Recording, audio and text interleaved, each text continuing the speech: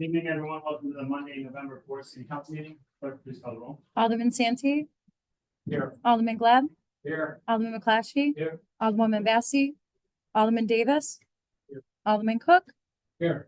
Alderwoman Miller. Thank you. Please stand for the pledge.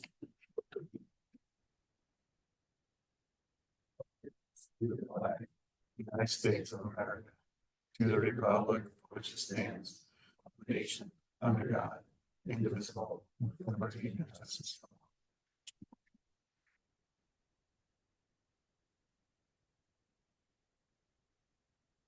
This time I open up for public comment. This is public comment for items that are not on the agenda this evening. Is there anyone that would like to make a public comment at this point? I have Carrie Zander that is signed in. Carrie, we can go ahead and floor is yours. If you just hit that middle button up there. No, it's not your mic. This one right here? Yep. There. Can you hear me? Okay. Hi, everybody. I'm Carrie Zander. I just want to let you know, I've been in this town for 26 years. I'm with Papa John's Pizza. I used to own my own store there from 2006 to 2006 to 2020, and I sold it recently, but I still work for the company. And he owns 23 stores in the state of Illinois. We have 76 stores nationwide. But I came here to speak to you. I'm talking too loud. Okay. I came to speak to you about the taco truck that is in our parking lot. This mobile taco truck that is parked in the liquor store parking lot right next to my business. I have a few complaints about it. First of all, they're parking in the liquor store's parking lot, but Ron Bykowski owns our land and then someone else owns the land right next to it, right, where the liquor store is. And so they're parking there, but all their customers are parking in our area. And we already have well-established businesses there. The laundromat's there, Maytag, and that's very busy laundromat, one of the nicest ones in town. We have Papa John's, we've been there since 1998. And we also have that Chinese restaurant, very well-established, very good food. So having added more parking in there is not really helping us at all. So that is one of my issues with them. They are very, very loud as well. So the noise that comes from that unit is unbelievable. So I'm sitting in my car in the parking lot, right? And I can't even hear the traffic go by on 120. You know how loud 120 is. Okay, I had that restaurant for 14 years. Those fire trucks and everything come down like no tomorrow, right? And I can't even hear semis going by. And that's right outside my door for my customers to hear.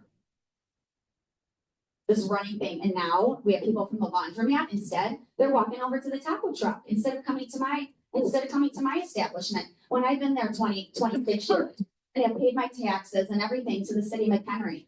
Let me tell you, as I live in McHenry as well, and you guys have done a fantastic job with McHenry. The downtown and everything is absolutely amazing. Everything you guys have done is amazing. I cannot even give you more credit than what you have done to the city and made it so good, but this is really kind of, if it's okay to say, appalling. So I just don't think it's fair. So the parking, the noise, you know, everything like that, taking the business from the established businesses, I just don't feel is really fair. If you guys want to put them somewhere in a private parking lot, that's totally fine. Somewhere where they're not right by us, that's fine. But it's just not fair to put them next to established businesses that have been there for a long time. So that's all I really wanted to say. I'm trying to be polite to the taco truck. I have nothing against them and their business. I hope they're successful, just like we have been. We've been lucky to be in the city for 26 years. And there is a place and time for those places, those trucks, and that's like at Fiesta Days and special events. So that's where like those I think should be. Not sitting next to my established business where I have paid taxes with 4 walls, with running water and toilets and everything that I have to pay for. The permits, the overhead. Do you know what the overhead is to run a place like that? You got to make like $15,000 a week just to make your everything that you pay for. Imagine that. Just to break even. And then they put somebody next to you. And we, you know, it's just not fair. And that's pretty much all I really wanted to talk about and also compliment you guys on what you've done to the city. I think you've done a really great job. So Thank you, Carrie. you're welcome. I hope I didn't talk too long and I hope I didn't drag it out. So thank you everybody for listening. I really appreciate your time. And I'm very passionate about my business and I'm very passionate about the city of McHenry. And like I said, I don't have anything bad to say about it except for these mobile units kind of going around. Thank you. Carrie. Thank you. Appreciate it. Thank you for your time. Is there anyone else that'd like to make a public comment at this time? Okay, moving on to item number 5 is a presentation annual financial report for the fiscal year ending April 30th, 2025. Kevin Smith from Assessian, you want to come up to the podium? You hit the middle button and turn it back on. Sorry. No problem. Trying to be efficient over here. Look at that part. All right, everyone, thanks for having me. So as usual, we just want to come out and give you guys a quick rundown how the audit went. It's a key financial point. So as far as the audit itself, field work, everything went well. Normally it does. We get, all the documents that we need timely and in good fashion. Majority of journal entries that we make are really some reclasses and mainly things to do with the police pension, IMRF, OPEB liabilities that only get recorded at year end. So nothing big there. Management letter for this year, nothing in the current year. So each year we go through your guys' records. We also go through internal controls, make sure everything's in good operating order and don't have any, significant exceptions for things to improve on. So nothing that warranted any kind of management letter this year. Also, as far as the report itself, you guys got a unmodified opinion, which is the best opinion you guys can get. And then also new accounting standards for this year. So last year we went over GASB 87. That was a lease standard, where if there were certain items that you guys were leasing over an extended period of time, you had to record them on the books as an asset and a liability. This year there's a similar standard, GASB 96. It's subscription-based technology arrangements. That's more of like your cloud-based type softwares. Same concept if you're leasing it or using it for an extended period of time with a contract, recorded as an asset and liability. There were a few that were applicable, but nothing material, so nothing that had to be recorded under this year. So as far as anything related to that, there's some new wording in how it's treated. If you guys did have one that had to be recorded, and other than that, no changes to the report that you see. As far as financial highlights then, so page 17 of the report is your guys' fund balance that you guys are used to seeing on a regular basis into your governmental funds. For this year, it's up about 1.2 million to about 25.5, which is a little over 8 months of your guys' current year expense, which is right pretty much the exact same spot you guys were last year. So good spot to be in. More specifically than the general fund, it ended at about 21, a little under 22 million. Most of which is all unrestricted, which is a little under 9 months current expense. So again, same position about it was last year, good spot to be in. The other funds in general, none appear to be significantly low. The recreation fund is a little bit under 2 months. That is kind of self-sufficient though. You guys make a transfer to keep that in the spot it is now. But it's in a similar position that it wasn't last year as well. Business type then, so this is your water sewer fund is on page 19. The unrestricted balance there is about 13 million, which is about a year and 6 months of current year expense. So again, that's a good spot to be in, not too high, and obviously not too low. But so overall, funds seem to be in a good position, no significant concerns. Government-wide statements then, so these are more the long-term focused statements. These are each year with the audit where we make your long-term entries as far as your long-term debt, capital assets, the OPEB and pension liabilities come onto the books. That's on page 14.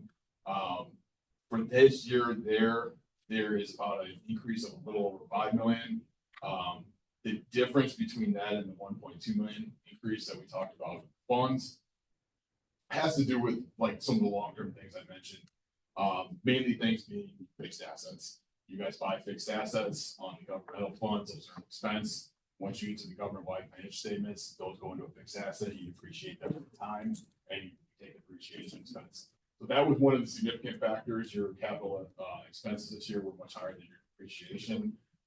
Other things that affected are your debt payments. So your debt payments are expenses on the funds. Once you get to the government-wide financial statements, those then reduce the debt, they're no longer an expense. And then of course you have your police pension liability, your IMRF liability, and then your other post-employment benefits. Those also all come in the books there too. So page 18 gives you a good breakdown on how that changes from your government funds to the government financial statements. So then, as I mentioned earlier, footnotes then, no real changes other than some of the GASB 96 wording for the subscription-based information technology arrangements. Everything else is pretty standard from the prior year, other than updated current numbers. So other than that, those are the main things I like to go over each year. So unless you guys have some questions. That's it. Any questions by council? Thank you, John. Appreciate it. Awesome. Thank you guys. Have a great night.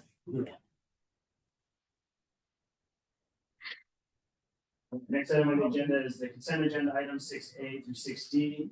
Is there any items that council would like to pull for separate consideration? Alderman McClatchy? Any others? Seeing none, I'm looking for a motion to approve 6B through D as presented. Alderman Miller? Make a motion to approve B through D on our consent agenda, please. Thank you. Second, Alderman Sandy? I will second the motion. Thank you. Discussion on these items? Alderman Bessie? Sorry, Trish, on the minutes for the last. Mhm. The change to the minutes was made. Oh, I'm sorry. Oh, I'm sorry. No, I copy and paste a lot and that's probably my fault. I'm sorry about that. I'll fix it.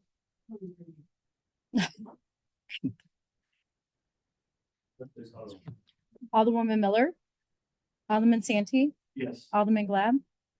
Yeah. Alderman McClatchy. Yes. Alderwoman Bassey. Alderman Davis. Alderman Cook. Yes. Any council? Item 6A was pulled, Alderman McClatchy to amend the opening hours of liquor license times, of the 2025 Ryder event for Friday, September 12th and Saturday, September 13th from 4:30 PM to 3 PM.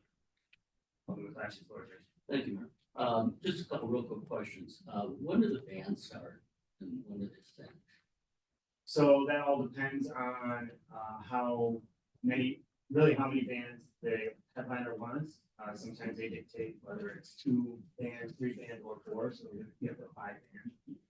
It did not start until roughly 4 o'clock, if there's a max of 5. So 4 o'clock would be there. 4 o'clock. I have no problem with starting at 3 o'clock. I think that's about the traffic flow, but I do have a little bit of problem starting. Well, I mean, open up the gate. So the main reason for this is to also get the traffic. So our goal is to versus causing more traffic, even though this year, Friday, Saturday, 0 traffic issues. Due to the different location at Peterson, we wanted to make sure that it was a good experience all around. So, we just didn't want to open up the gates and then all of a sudden they're sitting there. Because really our mixed alcohol is with our alcohol sales, so it's in the same tent, so I don't feel comfortable having that open. Plus, people are gonna want to drink, they're gonna be sitting there waiting for an hour. So that was the main reason, for bringing it back. Actually, the person that books our bands, says a normal fest starts at 2. And I don't feel comfortable doing it at 2, but 3 o'clock at least. Bruce, when the band started. No, 3 o'clock is when the gates open. Okay, gotcha. Alderman Bassett. Just a quick question, and it'll still run the same time, it'll end the same time. Yes. rather than ending- 10:30 on Thursday, 11 o'clock on Friday and Saturday. Alderman Miller. I'm in support of the request, and my reasoning is, again, to alleviate the traffic. I think it's important to get flow out there, so not everybody is getting there at 4 o'clock for the 4:30 start time. And I think it's the right thing to do to offer the food trucks and the beverages. Otherwise, we're gonna have people tailgating and bringing in their own, which puts the pressure on Chief Burke and his team to monitor that and take care of that. So I'd rather the venue be able to benefit and provide that service to our patrons so that it's all on the up and up. Otherwise, people are gonna do what they do. Alderman Butler. Yeah, I think 3 o'clock is way too early, as it is, to start at 4:30 at 10:30, 11 o'clock at night. Quite a bit of hours, as far as drinking, as far as people, bringing in their own or whatever, that can be monitored, can be enforced, otherwise, we'll use a comparison of Route 31, because speed limit is, 40 or 45 in certain areas, everybody's doing 60, so does that mean we change the ordinance now to 60 miles an hour because everybody's doing 60? You know, to me, I just can't see starting at that 3 o'clock. I think 4:30 was, what they know. Just to be clear, there's, metal detectors, for every person that comes in, and there are also clear bags that are gonna be allowed for 325. No liquor is allowed ever in the park, during the festival. So just to be clear with that, or water, for that matter. Really, if you can bring any food or drinks into the park, so, but yeah, also, you also gotta remember that we want this to be a good experience. You know, Rise Up is spending roughly around $3.5 million this show for 2025. So it's obviously important to make sure the experience is top notch, and making sure we get people in. And obviously the volunteers, it's also not a concern, but it also relieves the pressure on the volunteers as far as getting the cars parked in time. Alderman Cook? What about the smoking areas? I had a couple of constituents come up to me and go, they weren't allowed to have vaping or smoking of cigarettes. But everybody else was out there smoking their joints and everything else like that. And wherever, I mean, is that what it is gonna be? I mean, you can't vape or smoke a cigarette when everybody else is puffing on the joint. Is that? So Thursday night was, yeah, there was a lot of, smoking on Thursday night. I will say Friday and Saturday was not like that. And, but, I don't know how you want me to answer that. I mean, obviously, when you get 6,000 people in there, they're all smoking. No, I understand that, but it There's seems no like, smoking areas that, no, I understand. Are they allowed to smoke tobacco? And anywhere you want, as long as everybody else is smoking whatever they're smoking? Steve, what's the ordinance on that? There are restrictions in certain parts. We do not restrict smoking in parks. It's like, so if you went to there's an band concert and you were smoking a cigar or cigarette, there's not currently a restriction on the books for not smoking in our parks. Okay, I'll relay that to them, because I'm thinking, well, if they're out smoking whatever, why couldn't you smoke a cigarette or vape? You know, somebody was told that they couldn't vape or anything else like that, so I didn't think. maybe they had their facts wrong. Events can make that, it's their events, choose to say, we're not going to allow smoking, but if you're just in a park, the park is open or not open. I shouldn't say not open, but we're just walking through Pearson Park and there's a cigarette, that's perfectly acceptable. But event organizers can choose to say, we do not want smoking at our, and then it's up to them to enforce it. We're not going to enforce it, it's on their shoulders. So we're leaving it up to them. Yes.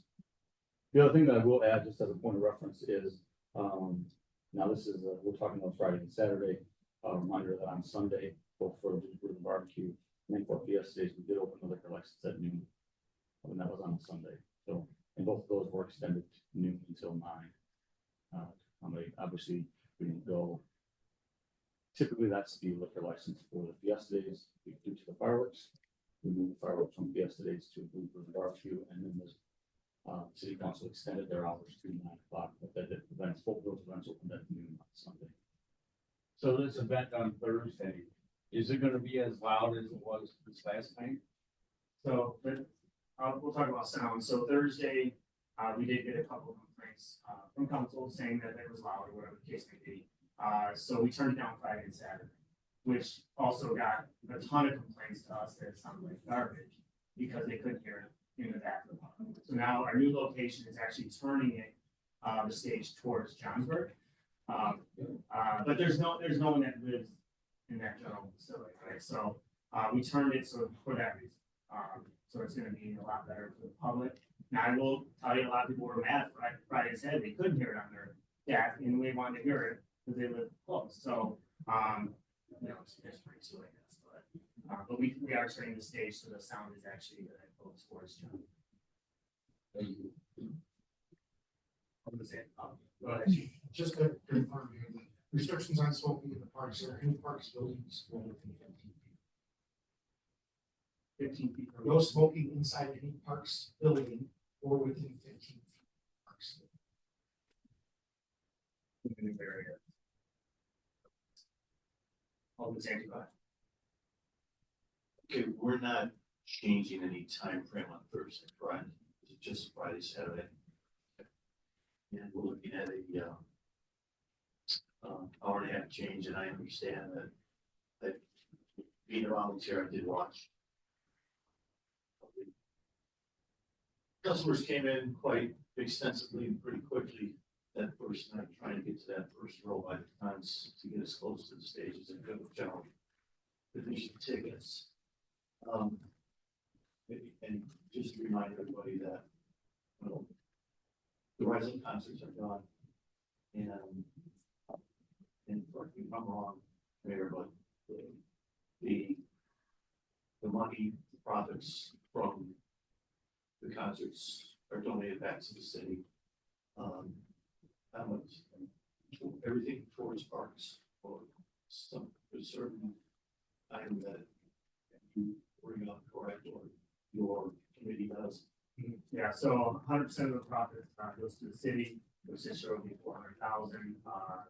But yes, it's the foundation was started to have projects in the city limits or in the Henry, to help children or whatever the case may be. They can be used for other things. That's the general reason.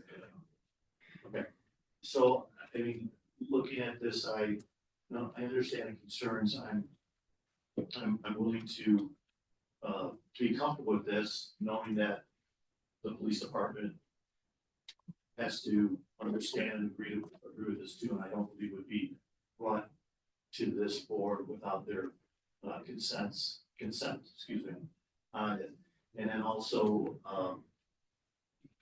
the food vendors, it's safe to say they will be open.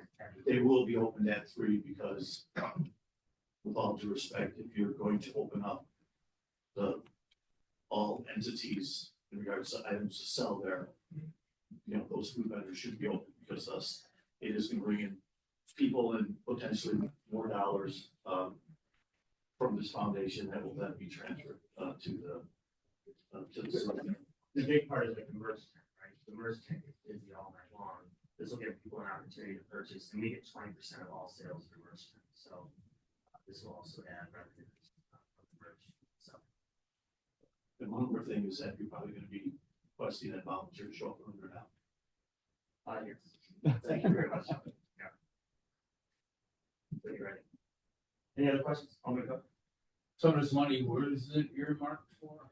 So this year is a new park at Bex Park right on Grove Street. So Bill and I have spoken, and I believe every year I've asked the council, like, if there's a project that you would like to see, please email me and let me know, hey, this is what I'd like to see, or where you would want the money to go. We haven't allocated for 2025 yet. We have a board meeting in a couple of weeks, so if you have some ideas, I'd be great to pass it along to me. But if there is a new part, Bill, if you want to go ahead. Yeah, the money this year, money that this year I've identified for Veteran Memorial Park to replace the playground, to make it a truly inclusive park.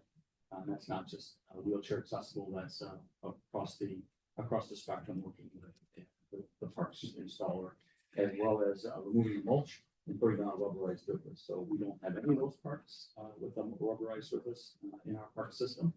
And while we might have elements here or there in parks, the intent on this particular park is to make it a truly inclusive park. And that costs 400,000. Yes.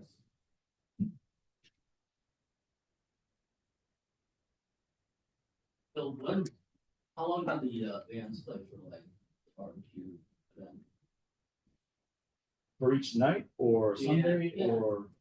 Saturday night? So typically, I mean, everybody's gonna go until 11 o'clock.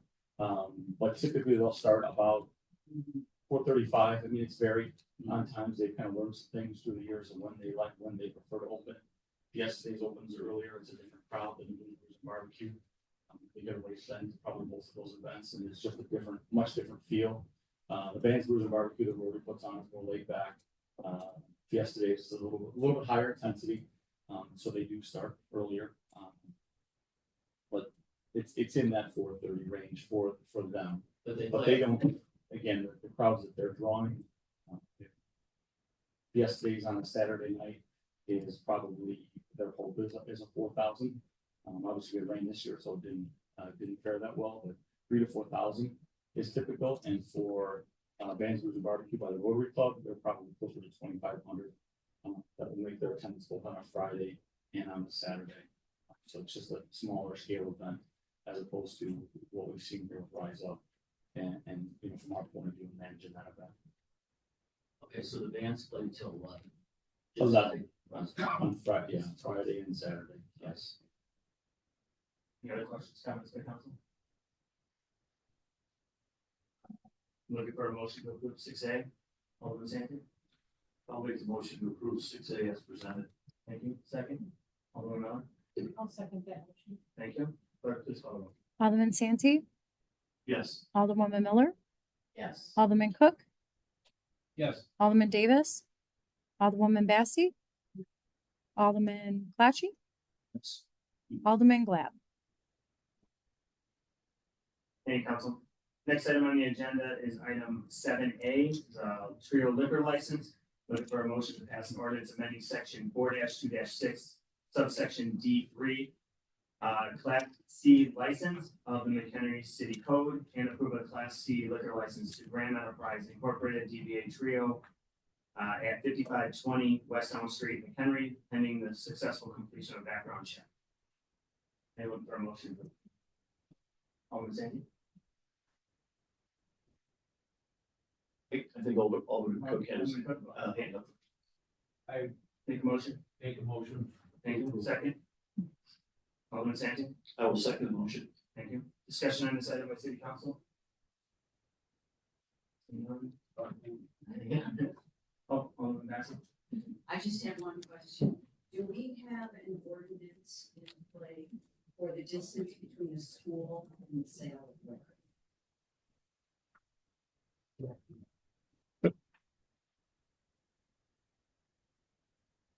100 feet, right? 100 feet, we have a restriction for funeral homes and. So is it 150 Yes. feet Yes. from the entry to the entry or lot in the lobby? All right, thank you. Any other questions, comments? It was 100 feet. Any right? public comment regarding this item? Was it 100 or 150 feet? Thank you. Thank you. Alderman Cook, Yes. Alderman Santee, Yes. Alderman Glad, Okay. Alderman McClatchy, Yes. Alderwoman Bassey, Yes. Alderman Davis, Yes. Alderwoman Miller. Yes. Thank you, council. Next item on the agenda is a discussion item. 8A is Lennar conceptual presentation, single family home subdivision near Bull Valley and Fern Road. Rep, you want to go ahead? Sure, thank you, Mayor. This is an exciting one for staff. We haven't had a single family home development in almost 20 years. So this one is definitely something I'd like to see, given the fact that we've seen a lot of apartment.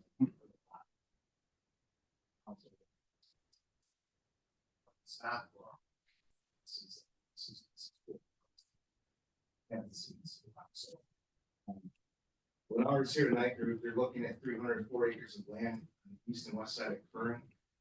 This was previously annexed into the city of McHenry under the preserves of Boone Creek Unit 7. There was a preliminary plat that was never approved, it was done. So these parcels that are included here tonight, were never platted. Current zoning on it is a mixture of RM2, RM1, commercial and RS2. So a mixture of single family and commercial and some multifamily townhomes. Lennar will be requesting that we change that zoning, remove the commercial portion of it, which actually on November 18th, you'll all see the final draft of the comp plan. And that's what the comp plan is showing as well. It shows that the commercial just doesn't work. How it was set up 20 years ago, it should be removed. So that is going to be their request if you guys are happy with the the direction we're going so far. With that being said, I'll be here to answer some questions. Rick from Lennar is at the podium. He'd like to give a brief presentation on this development. So, Floor is yours, sir. Slides over here. Oh, yeah, okay. Right. Thank you very much. hey, Rick, can you hit the button? I'll hit the middle button, sorry. Yes. There you go. Thank you very much. Is that better? I'm here with Rich Olson, our planner, who's very excited to show you the plan we came up with. Ross, in his team and leadership, I think we've had 3 or 4 meetings on the site. It's very exciting. It's a large site that we can come up with some pretty interesting things on. So the site plan, I think you're gonna find out, is fantastic. And it's large enough for us to offer a wide range of home products and something for everybody. It's gonna get people in homes, buy homes. Some of you might remember we were here probably about 5 years ago, something like that, for Legend Lakes. We finished out Legend Lakes with our landmark product, finished those single family homes. And we went on to develop townhomes up on the northeast part of Legend Lakes. And, we've really enjoyed working with your team and everybody here, and we want to continue. Just to back up and talk a little bit about our company, publicly traded. Since we were here, we probably doubled in size in the Chicago market. We're operating between Madison, Wisconsin, through Northeast Illinois, Northwest Indiana, probably selling, closing about 1,700 plus homes this year and over 1,800 starts. So, we're here to build homes and get people in homes, and we love to do it. We're probably selling in about 50 communities right now between those markets. Part of that, our success is in being a national company. Mortgage, we have a mortgage company. We do incentivize people with dynamic pricing and get people in a home, and it's something that they can afford and love. So we're excited to do that. So I don't know if I can hold Rich back anymore, but he's going to go over the site plan a little bit, and then I'll talk to you a little bit about the homes that we're hoping to offer here. And we'd love to hear your feedback. Thank you.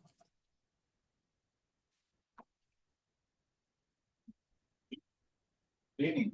My name is Rich Olson. I'm with Gary R. Weber Associates. We're landscape architects, land planners out of Wheaton, Illinois. We prepared the concept plan for you tonight. If you could just go to the 4th slide, it's an aerial. First of all, I just want to thank you for the opportunity to come before you and talk about this plan. It's just the next slide after that. There you go. And I appreciate your time, and hopefully we get some good feedback as we continue through the process.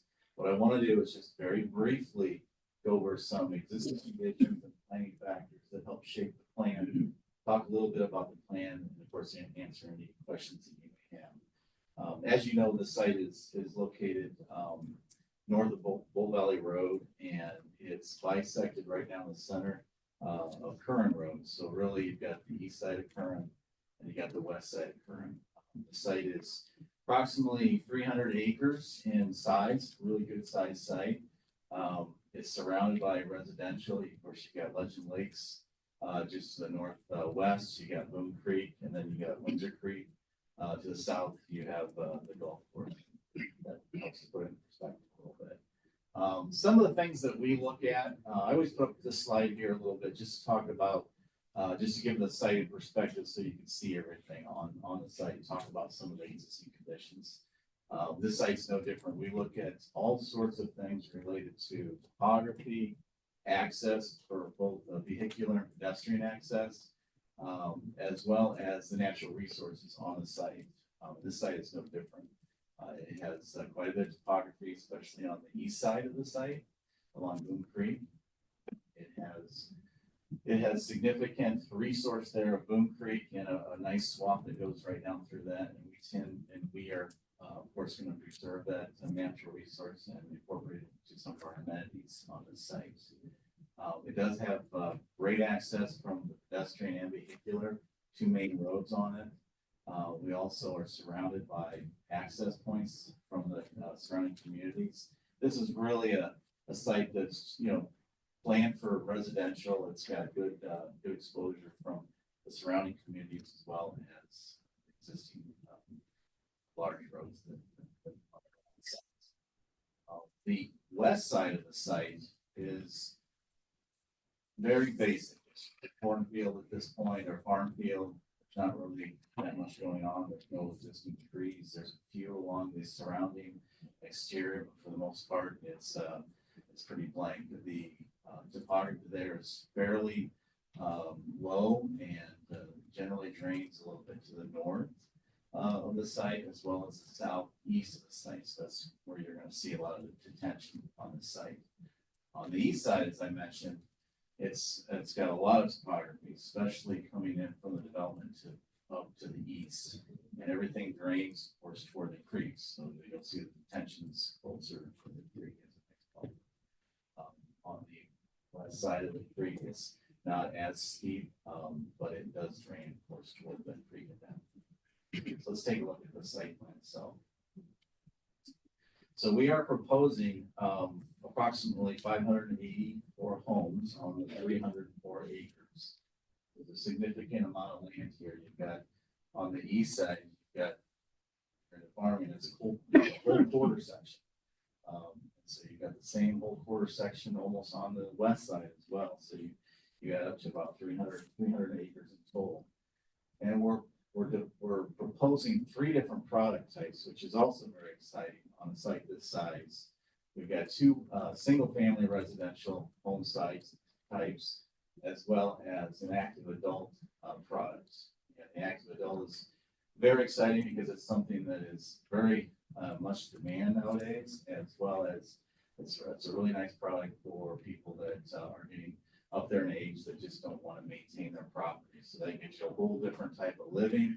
You don't have to mow the grass. You don't have to do anything. It's all done for you, including right around your house.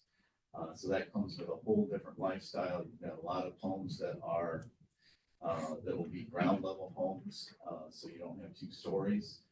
So that also helps out with that experience on that standpoint. I'll direct you a little bit to the west side first. That's where our main entrance is, and this is what you see up there on the screen. There's a whole lot going on here, so I'll try and be fairly quick, and I'll get into some of the details. But our main entrance is to the south off of Bull Valley Road there. Just to the east of it, there's a detention pond, and to the west, the same thing.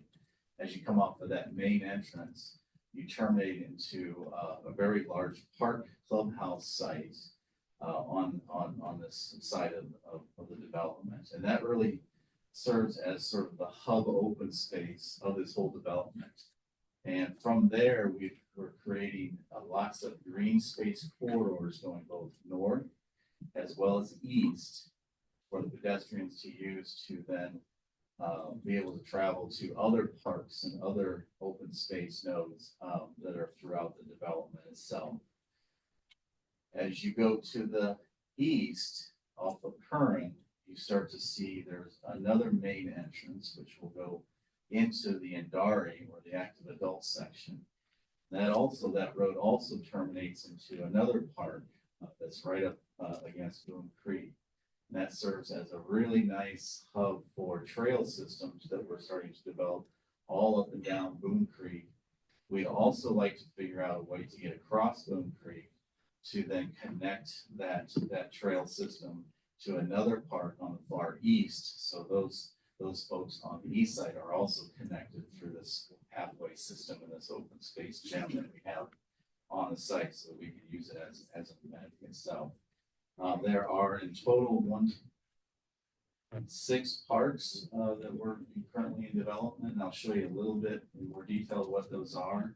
One of the parks, again, as I mentioned, is also a clubhouse, pool, active scenario, and then we'll have all different types of amenities for all different folks, because the active adult community likes all sorts of different types of amenities as to growing families. So we're going to incorporate everything from pickleball court. Of course, I use that. Pickleball is really actually not an older sport nowadays. If you know anything about pickleball, it's the world championship pickleball courts out there. So it's actually kind of meant for older folks. The younger folks use that as well.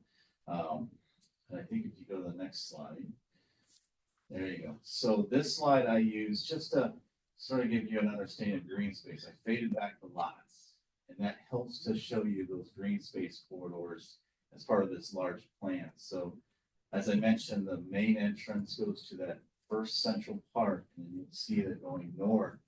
That's a trail system that leads right up through to the park to the far north. Doesn't intersect any roads. So it's meant for people to be able to access without a lot of interaction with traffic. And then that green space is also incorporated in design going east and crosses a couple roadways, but then it goes completely to the far east side where there's another park, crosses the road, and then goes into the Indari. And then once you're in the Indari section, or the active adult section, that red line shows you that it's the pathway system goes north as well as across Boone Creek to the park to the far east. In total, we're looking at about 43% open space, and a lot of that is accounted for in Boone Creek. But we feel that because the design, we're really trying to make sure that people have access to that really nice amenity in some way. And they really want to use that as a nice protected resource, but also passive and active recreation. Next slide.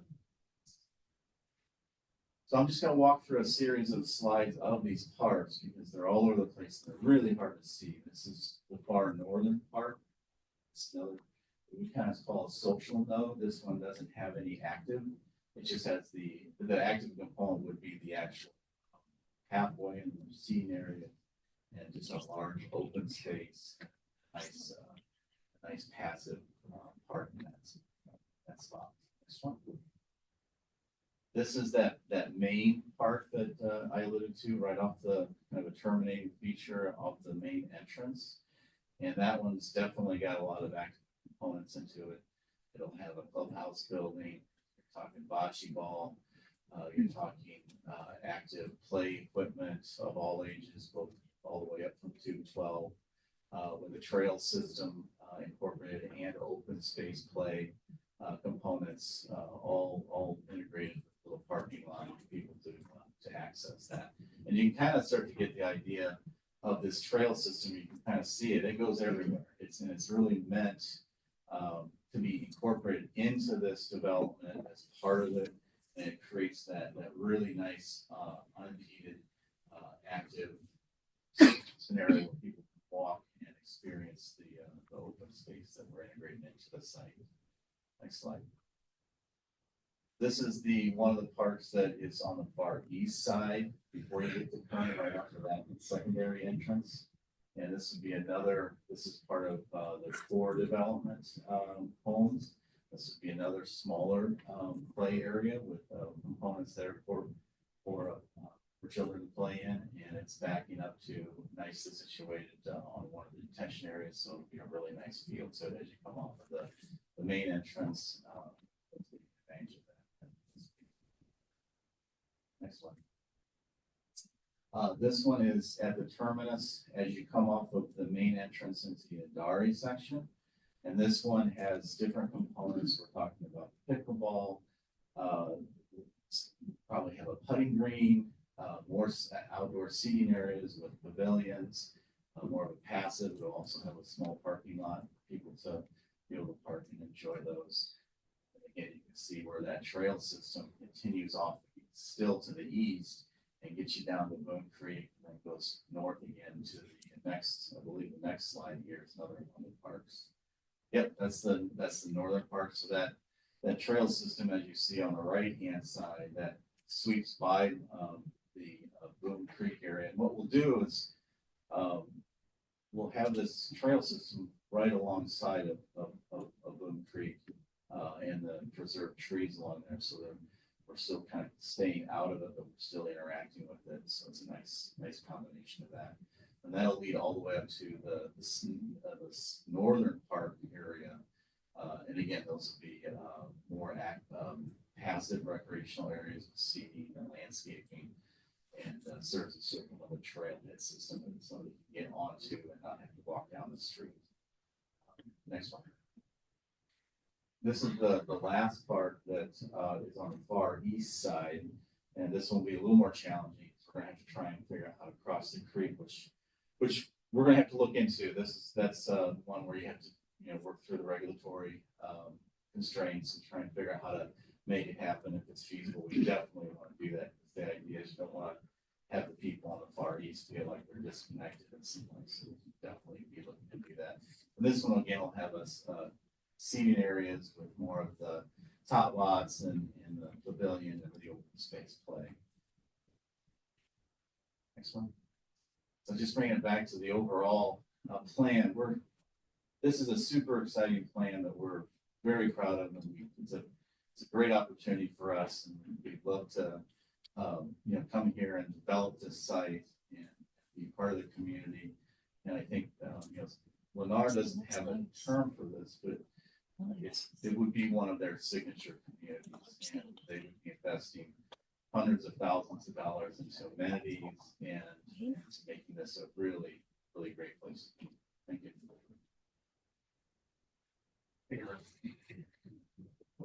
Thank you, Rich. Yeah, I think the cool thing about this property is it is large enough for us to start really adding amenities and have enough going on here. I kind of wanted to double back a little bit on how we plan the arrangement of the homes and everything. If you look in the lighter shaded homes on the northwest, that's pretty much the same homes we built over at Legend Heights. So we're transitioning as we go across the site. Same thing goes on the east side. So it's a challenging site in a lot of ways, like Rich said. We have sometimes groundwater issues, the natural resources to work around. So I think, again, not the least importantly, I think we're able to offer a wide range of products. We're basically offering about 3 or 4 product lines. Each one of these has about 3 elevations each. So if we talk about the number of models we have, we're talking about 16 or 18 models times about 3 elevations on each one. So some of these sections will offer basements, some will be slabs, and we're trying to make sure we, first off, have a community that people want to say, I want to live here in this community. And secondly, find a home for everyone. To talk about the foreign thing, affordability is very problematic in Illinois and across the country, and this is our answer to that. So between us incentivizing our mortgages and the efficiencies we have as a large home builder, that's going to help us do it. And maybe let's look through the next few slides here. Again, this is the landmark. You've seen it before. 7 models ranging from about 1,800 to over 3,000 square feet. So these are all three or 4 bedrooms, two or 3 car garages, standard, 3 elevations at each. It gives us a nice mix up here. So I think everybody knows what these look like. That's just a sampling of some of our elevations. We didn't want to show them all to you because we'd be here for quite a while. And we can flip through the next. So, and we have 3 elevations as you go up A, B, C. The architecture starts to build on itself. The materials, additional elements in the architecture. Interior, quartz countertops, 42-inch cabinets, stainless steel, orange suite with deluxe glass shower tile, double bowl sinks. A lot of things our consumers, our home buyers are looking for. So, slide. This is the Andari we talked about. Very popular. It's targeted, but not necessarily. A lot of professionals don't want to come back and maintain properties, and busy people like us. These are typically having lawn maintenance, snow maintenance, and often no fences because of that. So it's got a wide open field. I think what the plan is they offer both basements and slab homes. So one of the keys for us is to make sure we have a lot of different options. So we have a price range, working its way up, and overlap doesn't, kind of lead buyers down one path. I mean, we would like to be selling multiple neighborhoods, multiple products. So we're in here, I think your building department was busy last time, they would be busier here. A lot busier. So let's look through a few of these. I wish we had some pictures in here, because these all look better in real life than they do on elevation. Maybe go ahead, skip through those. Again, very similar, finish qualities in the Daris, and, it's a ranch home, one of our most popular. So go ahead. Now, this is a product we're rolling out across the whole country, so we've got a range, like we said, ranging from, as far as we can go down as low as 1,000 square feet. This is getting people in. 2-bedroom, 2-bath. That one's 1-car garage, but you know, this lineup here builds all the way up to about 21 square feet. So that's 6 models, 3 elevations each. And you can see some some sample elevations here. So a lot of little features architecturally on there. These generally have a loft upstairs too as well. The top of the bedrooms, kind of more of a great room on the main floor. So, and again, as they go up, these just get bigger. So the next lineup is just the same, it's just maybe a step up. Okay, so these are 40 feet wide, and typically they're all 2-car garages. They'll, up to 3 to 4 bedrooms. These work up to about 24 square feet. So lots of variety here. Again, we would offer these on both basements and slab conditions in the neighborhood. So that, if maybe we go back to the site plan, those are kind of the pinkish area, or whatever we call it. What is that? Red. Salmon or something. Yeah, red. Salmon. So that would be in there. And ideally, we'd start in that core area where the clubhouse is, and we probably have about 3 different welcome home centers in there, work there, and open up a welcome home center over there by the Indari Park area, and that's actually over there. So able to kind of get everything going. So we have a salesperson and consultant in one neighborhood, and they can say, okay, just go across the street, we'll find a home, we'll get you in a home. So I think that's it. I don't know what other slides we have, but this is just more same thing, more elevations. But looking forward to hearing some input from you. I think we've met with the staff and leadership here. Mr. Mayor, thank you for your hospitality and that. You guys have great staff here. I think together we can really do something fantastic here. Great, we'll open up. Alderman Massey. Thank you. First of all, this is my ward, and I do want to say there are so many features that I absolutely love. I think there's a huge need for ranch style homes, regardless of your age. It's great for starting out, whatever. I think there's such a huge need for this.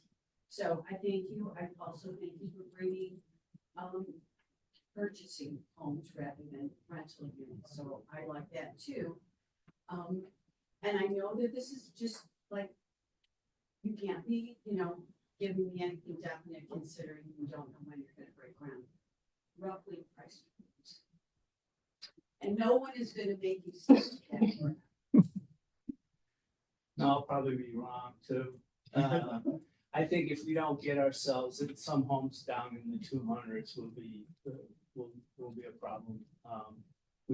That's what we're trying to do, because we want the people that are thinking about renting to go, oh, this is a good option here. There's some people that renting is the right thing. They want to have that freedom or whatever, but this is a fantastic home. You get, single family home, you get a yard and all that. So pride of ownership. And again, I don't remember where we left off when we left here last time. I'm sure we were well into the 400s. So I wouldn't be surprised if somebody get higher, because we're getting up to 3,200 square feet. What do each one of the sections have an HOA, or is it only the senior section? Well, no, good question. I think overall, there's gonna be a main HOA that pays, to cover the site, and that's probably the annual due or dues or assessments. And then there's gonna be for the, for the maintenance and the age target. And I appreciate your comment because it's not about age, it's age restriction, will rule out a lot of customers and home buyers for us, so. That would be a monthly for the snow and grass. That's usually how it works. And I do have one concern out of the whole thing. I did some research on pickleball courts and people that live by pickleball courts. Yep. With the decibel level, and it's basically like being at a gun range. And I'm. Got this one. Wait, this is coming. Okay, I'm looking at an article from the New York Times, June 30th, 2023. And there's actually two of them, which I'm happy to share. That is my only concern, is decibel level. The French people are having, it's like, going on. It's also to the point where there's one readout where it is literally the sound of operating heavy equipment. So Yeah. that's my only real concern. Other than that, I think it's wonderful. That's a good observation. We're originally gonna think about that in the main central part off of the main entrance. And we have switched that to over into the active adult section, which So is, make us crazy? well, it's actually right next to Boone, so there's a lot of open space there, but that's, it's gonna be going in that direction. But certainly the people right around those homes in that section would have that, and that's something that, it's one of those things where it's a love-hate thing. If you don't want to live next to a pickleball court, you probably don't want it, but there's people that just go crazy for that thing. So the other thing is, none of those features are written in stone. We're exploring that. I think Ross can tell you. I don't know what revision we're on here, but the site plan gets better every time we look at it. We're sensitive to that issue because we don't, we'll get the first phone calls, and that happens. Unfortunately, if it were a really big problem, then you get the last one. We don't ever want that to happen. So these amenities, it's going to develop over time. Like I said, this plan has been getting better every time. We take input and feedback on it. Listen. So thank you. Well, I would like to share. Oh, I'll share, okay. And I've got it highlighted. Okay. There's two sources. And the second one is pickleball science. Thank you. Got it. Those are my only issues. Thanks so much. Thank you. Glad you go. Thank you. I think it's a great idea, it's a great plan. I'm glad to see we're getting homes built, not just apartments. Who's gonna manage this property? HOA? You're gonna have what are the HOAs? He's gonna be, Good question. I had one we just did. Very similar. I just got an estimate back today for it, and it was not quite as big as this. I think the annual for a single family was like 400, and I can't remember what the monthly was. It was a little over $100, low hundreds. So it's not. I actually was surprised at how reasonable it was. I'm like, ready to call and see if we made a mistake. It was a good deal. Sounds good. But it really, same manager would manage the whole place, at least initially. I think, the HOA can hire their own managers at some point, it's turned over. Yeah. We talk about HOAs, number one, part of the park show, are these all gonna be your private parks, subdivision private parks, or are these all gonna be dedicated to the city? Or Well, that's the initial thoughts. I mean, this, so this, a lot of this we will explore together with the city and determine what our mutual needs are, and those kind of things. So at this point, we're, very conceptual. So we have done it both ways. I just look at how many parks and I'm thinking to myself, That's a lot. we look at percentage of parks, versus population. All of that's not parks. Yeah, I've never heard that before. I'm kidding though. I'm kidding. It's a lot of parks and that, even for me. So I get it. One of the things that bothers me too is the clubhouse. It's a great idea.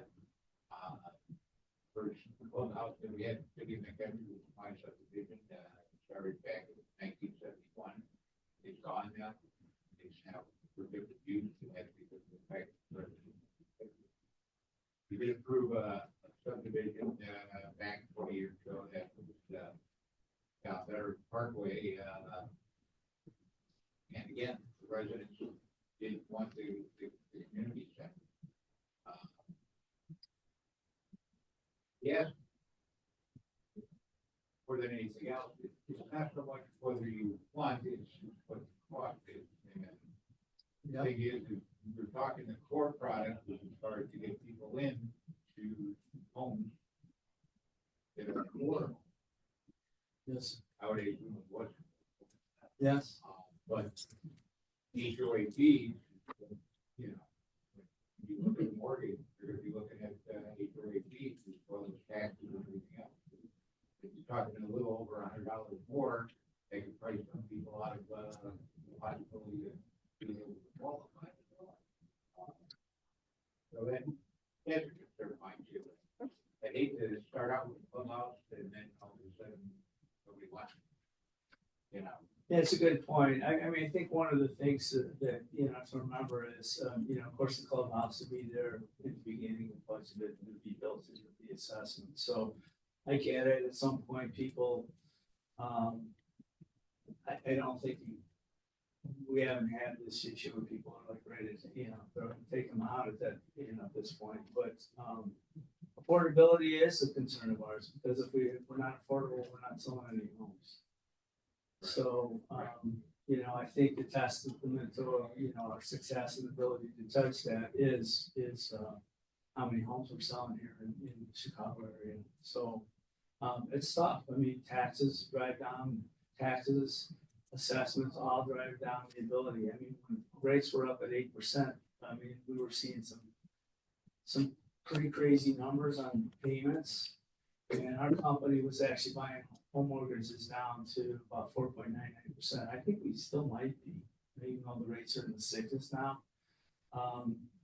It's more important for us to sell homes and keep an even flow on our business than it is to, slow way down and then find out that we got rid of people, we got rid of our trade partners and fight back up again. Like I said, when we were here last time, we were selling, I think the annual rate was about 600 or 700 homes a year.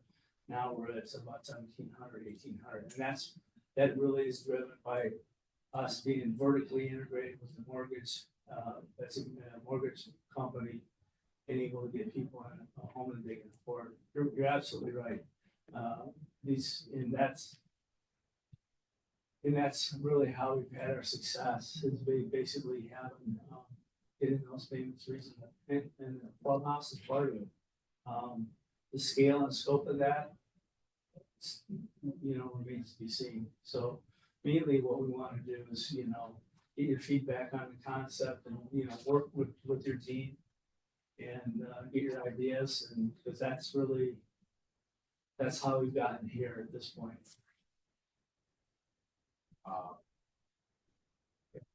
Now look at, the end there, and you're basically looking at, are you looking at age restriction over there, or are you just looking at catering to the, my age group, let's say? You know what, I think our experience is, we don't like to restrict it because there are a lot of other people that want to live there, and I don't necessarily think that, seniors and all the older population really wants to, be isolated with just only the seniors. I think we like to live among people. Another thing I want to bring up is not too crazy about the over again. That's the only one that's one car garage. I understand, we'll be working with the city on. I don't really like people car garages. A lot of them like subdivision. Yeah, you know, back in the late sixties, early seventies. They were fine for seniors at the time. Things have changed, you have families that are moving. Car garage, I mean, you have a family with 2 cars. Somebody's always either parking on the grass or they come in and they get a driveway, they park on the side. Well, that's where we're getting into the affordability question too. So, yeah, I appreciate that. We will be working with the city on. It just becomes a headache later on down the road, as time changes. I think affordability is worse than ever. But, I commend, your planner for the fact that, I like the weathering back all the way around. Yeah, It's the best. ideal, it really is. You know, when I heard affordability homes, I kind of wondered where. Needless to say, this is the first thing that you're gonna have somebody complain is, well, that, you know, 3/4 of an acre lots now, all of a sudden I'm gonna have a bit less than 1/4 acre. Next. It's really. I think you're seeing the trend is let people don't want to take care of all that. I think it'll be a long time before anybody comes in. Now, An RS1 or RS2 size home sites. They just can't afford it too. The affordability is, it's actually more geared to the land development cost than it is the cost of the actual land. I mean, that is so expensive. That's shot way up. I think the public works people probably know that very well. The end there, you're catering, basically, that's going to be I think what this, basically, they don't cut their lawns, it won't be maintenance free, or landscaping. On the Indara, that's our thoughts this time. So that's what you're thinking. Yeah, we sell a lot of those. Very well. Yeah, looking at how it affects costs and everything else, then again, that is the area that's targeted like the core product. So the core product basically. Right, and it's not gonna be a surprise for anybody. When they move in, there's gonna be an assessment association and if it goes up, it's, one of our biggest problems, I think, on the assessments is actually, I live in a townhome actually, and insurance is half my cost. So, and I have full maintenance. So, but it's insurance that's doing it, not the actual maintenance. I just tend to wonder, having an association board, prior project seems a little convoluted for one board. Do you ever think of having a master, board and then having individual employees underneath that, to where everybody's represented in each area, rather than having a board that all of a sudden, caters to their situation, we could wind up with a lot size board in one area. We haven't found that to be a problem. I think, the efficiencies of having one attorney, one manager, all set up and they all know what's going on in the entire community. I think there's benefits to that. I mean, HOAs are a problem, I know that, been on one thing years back and on it. Problem winds up is people don't get involved in, they don't even want to run for the board. You get, whoever you can to dedicate your time. I don't think we had HOAs before the villages and cities stopped wanting to take care of detention basin and open spaces. So we didn't have it until then. Oh, yeah. And again, comments, Yes, it's totally. No, this is one of our biggest struggles. managing the costs. That's why a lot of this is just a lot of back and forth on the planning process, having an efficient site plan. That's why you see home site sizes the way they are. This is all building, because if we can't build an affordable home, I'm wasting everybody's time here. You know, I mentioned parks before, whether or not they were dedicated to fully or not. And I think in the park all the way on the east end there, it's gonna be very difficult to get the Winding Creek over there, where you're gonna have a lot of people that are gonna see a park that's right there. I mean, they're gonna be accessing that road to get down the Bull Valley. And you don't wanna see a private park. Again, you know, as it evolves, we'll be making those decisions. Yeah, thank you. You know, again, perception that some people, you see a park, so they figure it's gotta be a city park. And if you've got a homeowner association that's taking care of it, paying for it, you're not gonna want just everybody in neighborhood either. Again, we thought, in all these parks, but maybe some of them should be city dedicated, and others not. Yeah, that's all. Understood, thank you. It's pretty much added. Thank you for comments. Thank you. Any other council? Alderman Miller?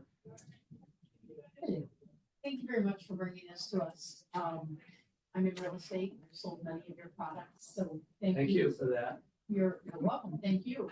I think the offerings that you put together here complement the neighborhoods that surround it and also provide a need for the demand that's out there that we don't have in our community.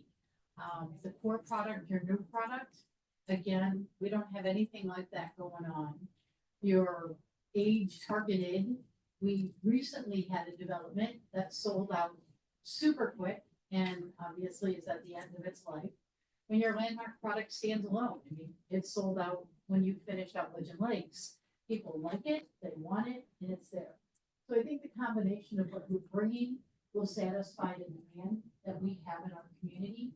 I love that you've surrounded your community with detention ponds, because it sort of makes it special and different that people, when they're retaining water, they will see a pond, the migratory birds. Much like stormwater, when you pull into stormwater, you see the lake, and people like that.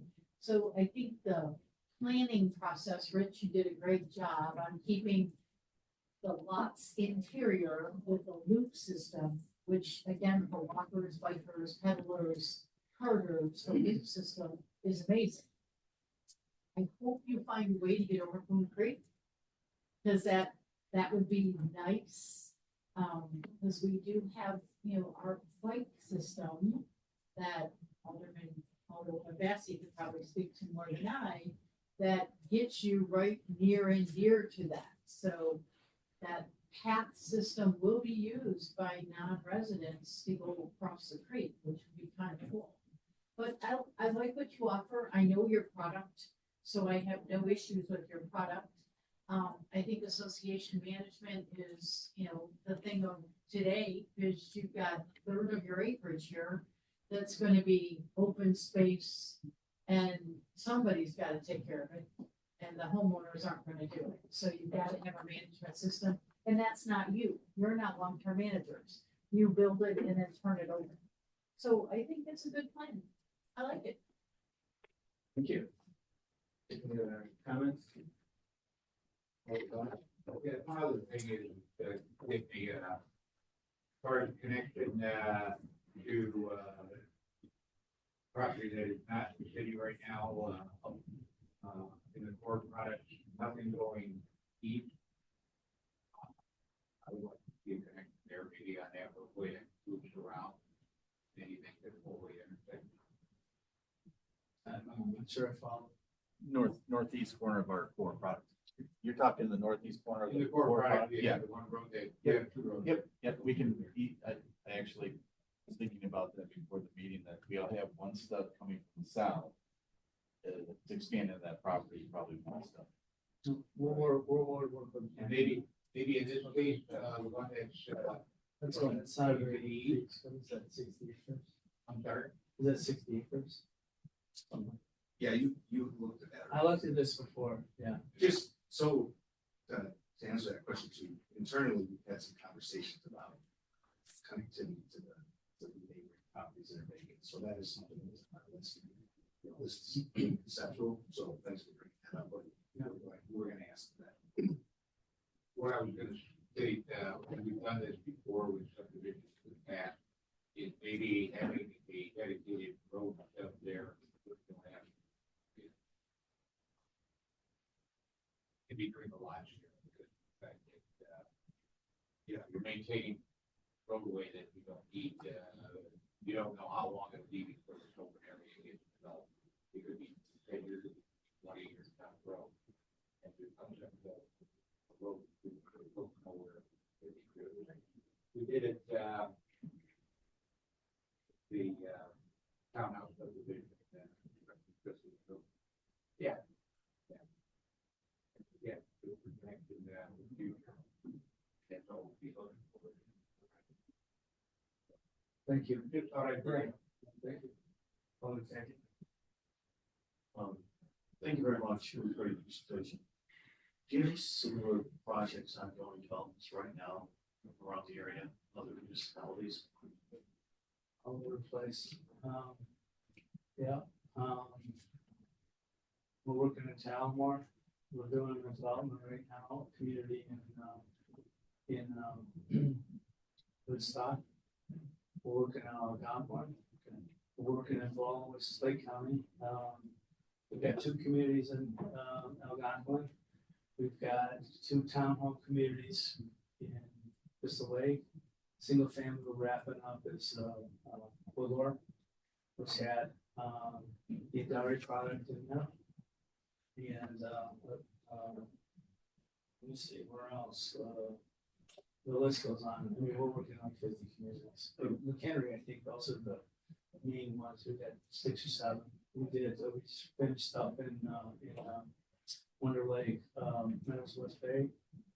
Picked that up and kind of finished the failed community. I wanted to go back to a couple of question about the clubhouse. Where you've done a clubhouse / park in other developments, have you ever been the people that actually operate that facility once the development is completed? Do you keep that internally? Anybody ever? That ends up getting managed by the association. And again, it takes a community to be able to swing that because the affordable, cost per home, we're able to spread it out. Okay. All right, we just want to make sure this, see, if that was, had that ever been a possibility before. The other thing is, it could be pointed towards parks and rec, but with playgrounds, the way they're being built nowadays, do we have any concerns about, or what type of material will actually be the base of the playground area in regards to what? What's the expert that's going to be? Yeah, we would make sure that we work with what your currently standards are, and we would incorporate that. Typically, we like to build it, and we would certainly have the same standard for all that. All the manufacturers that are out there are similar. If they have a particular manufacturer, we certainly can incorporate that, as well as the surfacing. There's all different types of surfacing. I heard previously you're looking at a certain type of surfacing that we certainly won't get to. All right, no, thank you, I appreciate that. Yeah, I think as big as we are, I think we buy a lot of equipment and have national contracts with some of these manufacturers as well. So, and they have standards for installation. So. Thank you. Thank you. Ross, this is actually a question for you. We've got the stoplight on Bull Valley and Curran. Will there be an additional road control, for lack of a better word? Because you have to go as far as Dartmoor, so will there be anything in between? Probably not. There's no plan. Will there at least be flashing lights so you can stay across? Oh, that's something we have to, I mean, you're talking about the crossing the current road here, it would get from the core product to the, and the art. Yeah, again, I mean, you know, that's something that we'll get. It's something to look into as we get further. So if there's a pedestrian, you're talking about pedestrian crossing. Exactly. If there's a pedestrian crossing, then we would look at that, obviously, because that's the dog. I mean, I think with this whole project, we have to look at the speed of the road as well as the crossings. You know, when we start crossing pedestrians, see what happens in our, and we can create that kind of environment, so. Because based on what I'm seeing, there will be a lot of young families, established families, there's gonna be children, which every neighborhood should have children, and you just wanna keep them safe on one side to the other. That's just my opinion. Yep, something that we will look at. Okay, thank you. Absolutely. Any other questions, comments? What about? Yeah, as far as the crossing, we may look at this again. The current is supposed to be a bypass. I don't think it's supposed to be made yet. For possibilities. 31. You may look at a bridge, possibly. Alleviate, kids crossing the house on 8th Road because we've got the reserve of the right of way there to stand it.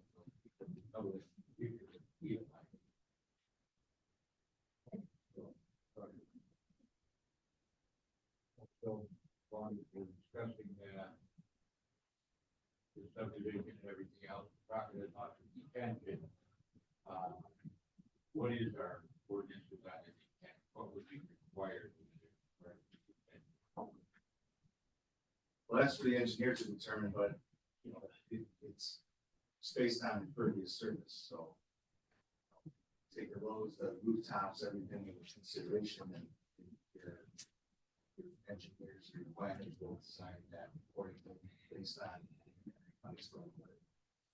Okay, again, There's a lot of detention on this site. If you look at some of the size of these detention areas, 14 acres, 7 acres, you know, there's quite a bit here, so. Yeah, so we have started looking at preliminary on the stormwater. Actually, some of those sites grew significantly because of the studies that we did. And so this isn't just a guy, you know, drawing pretty pictures. This was, you know, a civil engineer that's looking at it, who's been in contact with the city engineer as well. well, I just look at, again, we've been very fortunate over the last 25 years, it's been since we had 100 years, so it's, like 98, 99. And, I remember being watching, Boone Creek overflowing on both sides of the Dartmouth Bridge. And, I figured that right now would be a time to bring up the fact that we do, and it's not the developer's problem as much as ours, as far as, getting Boone Creek to where it full more capacity as far as roads, bring it down to get it down to the river. One of the things I think of is, where we had a film catcher put in, many years ago, and that lake that's, over there, so filled in. We did this project for RISE, that they were talking about, would you like to spend their money, maybe that's where we look at it as far as infrastructure.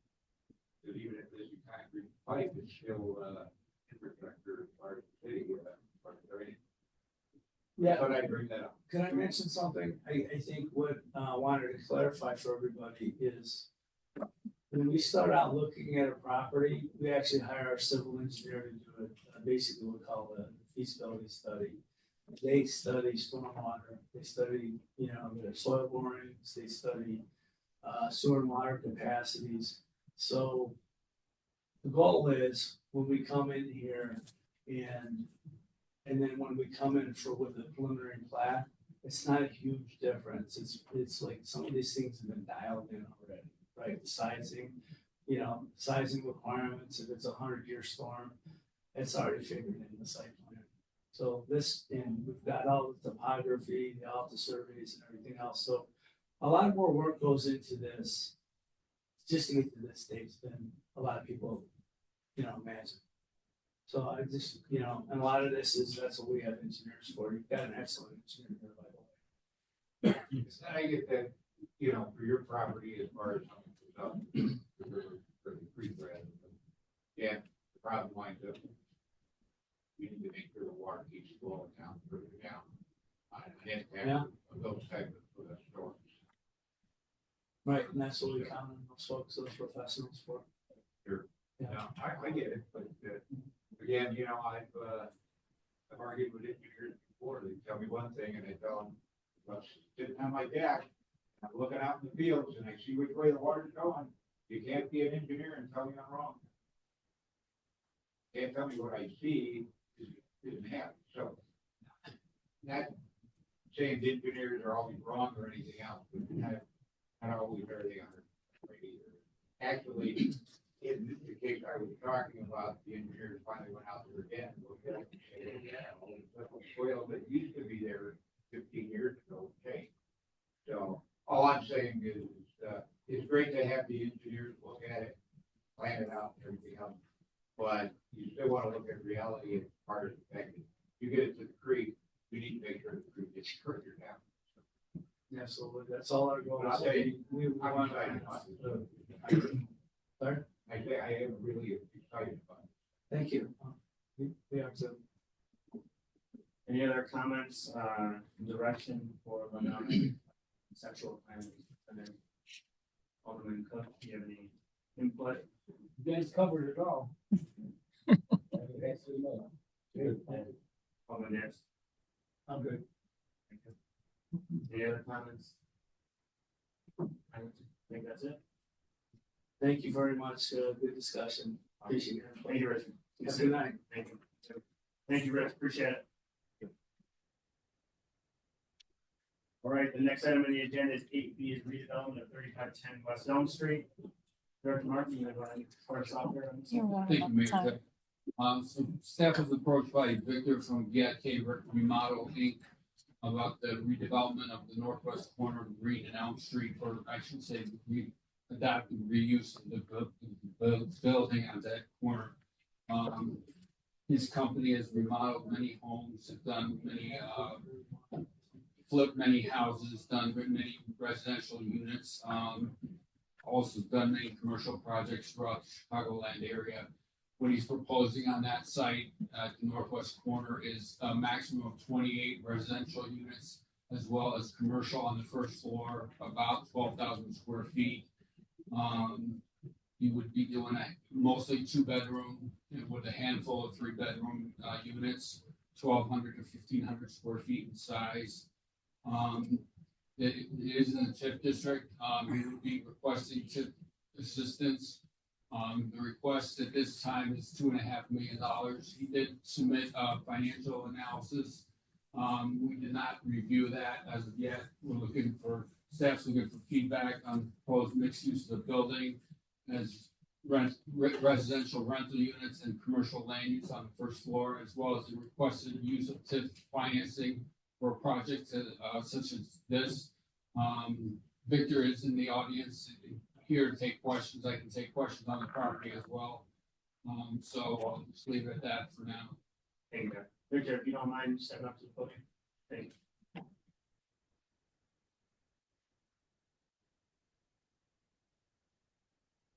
Well, yeah, thank you all for inviting me today, and I'm very excited to work in this project and build in the downtown of McHenry, like beautiful by condo campus with possible commercial spot and condo units. I know there are a big problem there is the parking spot, so we're also thinking about to put make the right street that help with the basement area and do the parking in like inbound parking in the basement. So we will check with my architect exactly where is the right main columns and what is the possibility and how many parking spots we can do there. and also discuss with the neighbor property, try to provide and take some time to observe. So the architect is looking at underground parking for the site, correct?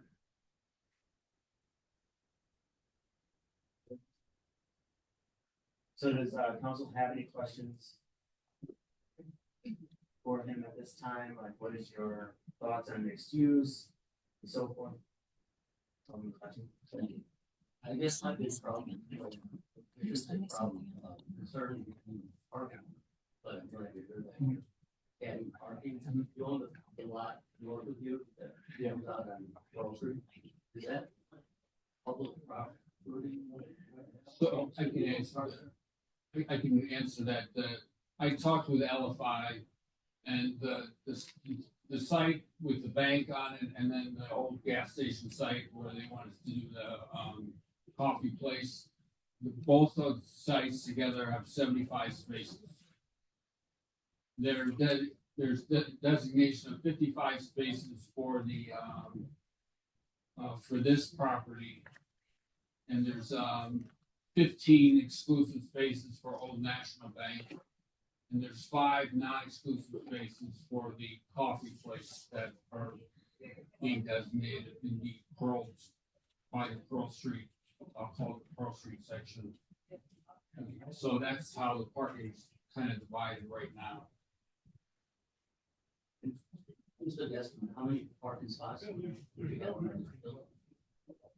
We hope I have between 1 to 28 parking spots. That's all I have. Yeah. I just, really, kind of crazy, I've, been through, the original boardwalk, building, Riverwalk building, the buddies development. And, I could wonder the amount of money that you put into that project, for it to go belly up. Bank control, traffic, control, everything else. I look at this and, you know, I think, there's a lot of courage as far as tackling the building, during it down and trying to remodel. Think that, it's been expanded on occasion.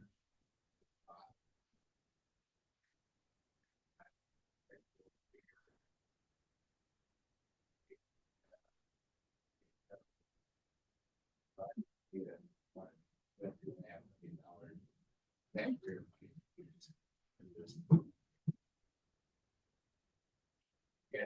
Yeah, real strong concept, with all the key factors, figures and everything else. Be a concept plan, giving out. Right about the idea, I've always felt that there should be commercial on the lower level with apartments that and underground parking like that.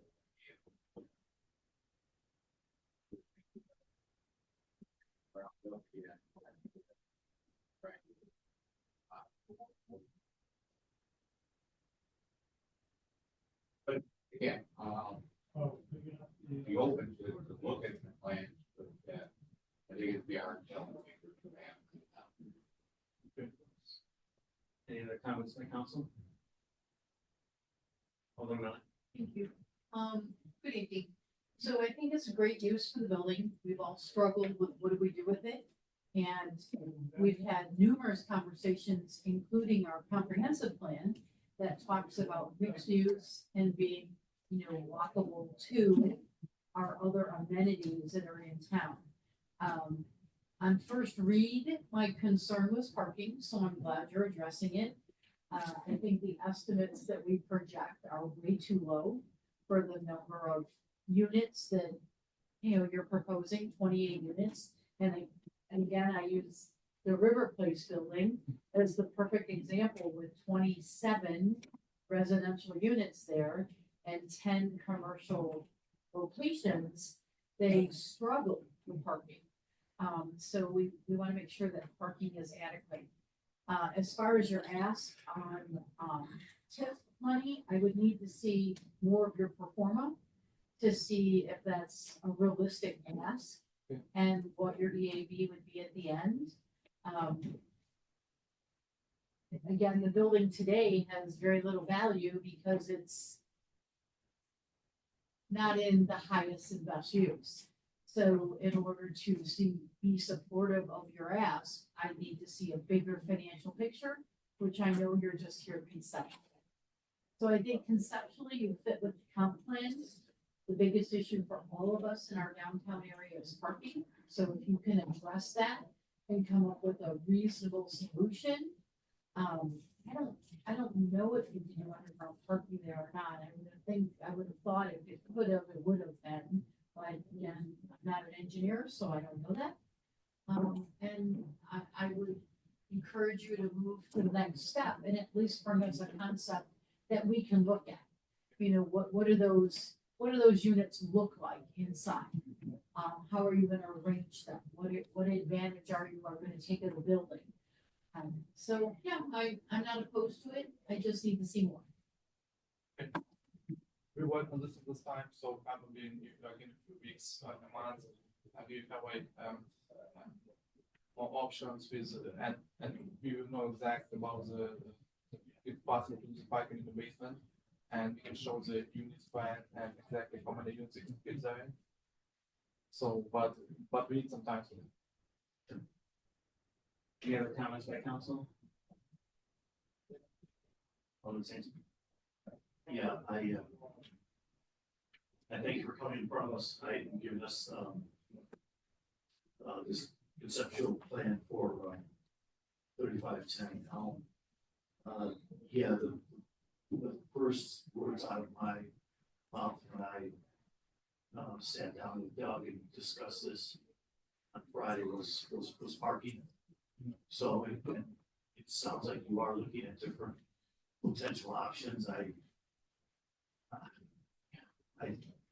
You say underground, I go for it. I mean, if that's something that's possible, I know that definitely would, if that were something that is engineering, we can do something like that. You definitely would have to be looking at some tip funding for that. I would agree with that. Also, and this might be directed more towards Director Martin. When we talked about spaces, we counted up about 76 total over there. There's a row on the north end of that Pearl Street parking lot that I don't know how to, if you could, define it better than me. It's some spaces that I believe are dedicated to operating a bank that's operating there today, correct?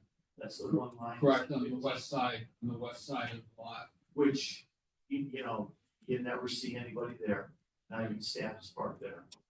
I would think if it could be a coordinated, meeting discussion with the bank to see if we can negotiate a lease on those. Cause that's 15 and that gets into, to 70, which look at it then, you've got spaces for residency and for certain type of commercial. And I believe I asked you briefly before the meeting, Victor, about if we're looking at commercial, the one thing that's the red flag to me is if one of those commercial spaces are a restaurant. Go ahead and speak about that. Probably not, because for restaurants, we need more parking spots. So, we assume that we provide some office or like some small shop, or some like gym or something like that, but not that. Okay. Well, I appreciate your answer on that, because that would be, I can understand certain commercial being in there, like office and different types of smaller retail, really don't need that amount of spaces. And I would be definitely very positive about that, moving forward. And that's all I have at this time. Thank you. I don't want to hear far as, long-term leases. I mean, we had it with, you know, Newman and all that, and if that development had gone through, they had a regional plan, they have to go up the slope, as far as their handshake agreement they're on. So I don't think the city wants to start getting into that type of business. I think they can be home, like somebody, go to the bank, because, okay, then I can lease them out, have a recourse. But then if the bank decides to sell, or somebody takes over the bank, they may have different ideas and then do that. So it's not quite as risky. Yeah, just to respond to that, no, I would, you know, love to have a conversation with Victor about possibly their party being the leaser, you know, not having us involved in the lease. But, you know, if there's spaces there that are not being used, hey, the bank might shut down in 5 seconds. But, you know, I at least wanna go into that. And then there's, on top of that, there's what, half a dozen that we talked about between the gas station and the building he's looking at, that those are dedicated to the bank today, correct? The bank that's operating today. He does not have those No, spaces. he's got those spaces. Those are, okay, There's the site plan I showed you, not the most recent site plan. and that those 5 or 6 spaces are part of the 55. I'm not sure exactly what you're talking about. The ones that sit, Side of the building. yeah, between the old Between the bank gas building station and the gas station. Property, there's that minor part. Oh, I think those are included in 55. In the 55. Okay. All right, thank you. Any other questions, comments, by comment? All right, Victor, we appreciate you bringing this forward. Talk to Doug, talk to staff, and we look forward to having you back and seeing what. Okay, thank you all for your time and your support. Thank you. Appreciate it. Next item on the agenda is 8D is discussion and direction regarding the 2024 property tax levy. I'll turn it over to City Administrator Suzanne Strauss. Go ahead and present. Right, thank you, Mayor. And thank you to Carolyn Lynch, our Finance Director. We're jumping in periodically here to answer questions. But since this is my first year going through this process, I kind of wanted to take the lead on it, just to have a conversation with the City Council.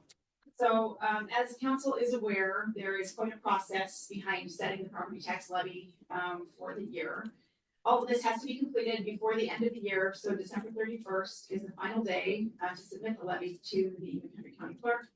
But first we wanted to have a conversation, and that's the purpose of the item tonight, is to try to get a consensus from the City Council on where to set that levy.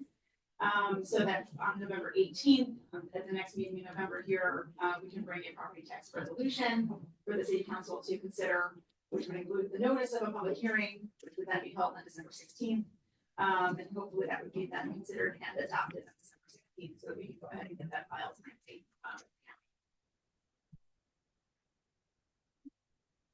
So everyone is aware, the city has a variety of revenue sources. Property taxes is actually the second highest revenue source for the city. And it equates to 16% of the general fund revenues.